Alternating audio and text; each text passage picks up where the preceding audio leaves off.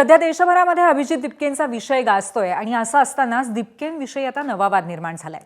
RTI कार्यकर्ते Amit तिवारींनी cockroach जनता पार्टीचे दिपकेंचे वडील भगवान दिपके यांच्या मालमत्तेची चौकशी करण्याची मागणी लावून धरली आणि त्यामुळे राजकीय वातावरण चांगलंच तापलंय। संतापलेले अभिजित दिपकेंनी थेट पंतप्रधानांना आव्हान दिलं, मोदींनी आधी त्यांची पदवी सार्वजनिक करावी, त्यानंतरच मी माझ्या शैक्षणिक कर्जाचा संपूर्ण तपशील जाहीर करेन, असं चॅलेंजच दिपकेंनी दिलंय। कॉकरोच जनता पार्टीची पुढची दिशा आणि अजेंडा ठरवण्यासाठी येत्या 5 तारखेला पक्षाच्या कोर कमिटीची एक महत्त्वाची बैठक पार पडणार आहे। तत्पूर्वी घेतलेल्या पत्रकार परिषदेमध्ये सीजेपीचे संस्थापक अभिजित दिपके यांनी सरकारवरती टीका केली।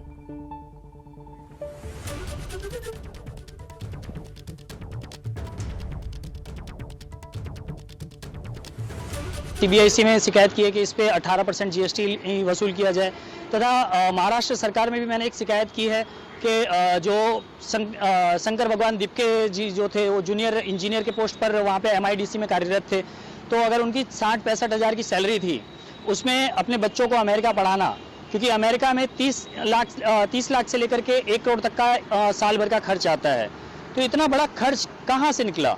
क्योंकि आपकी अगर 60-65 हज़ार की पगार है, उसमें आप 30-35 लाख रुपए खर्च कर रहे हैं, तो वो चीज़ समझ में नहीं आती है। इसके विरुद्ध में हमने महाराष्ट्र सरकार में भी शिकायत की है कि इसकी जांच की जाए, अगर आय से अधिक संपत्ति का मामला है तो उस पर कड़ी कार्रवाई की जाए।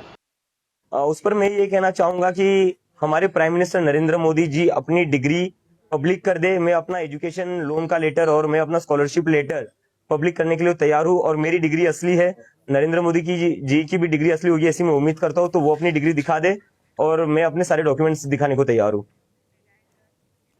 या व्यतिरिक्त आणखीन एका विषयावरती बोलत असताना राजकीय पक्ष स्थापन करण्याचा विचार नसल्याचंही अभिजित दिपकेंनी आज स्पष्ट केलं। राजकीय पार्टी काढण्याचा आमचा कोणताही उद्देश नाहीये। सीजेपीला सध्या लोकांची चळवळच ठेवायचंय। इतर राजकीय पक्षांची स्थिती पाहता राजकीय पक्ष काढून काय करणार, असंही दिपकेंनी म्हटलंय।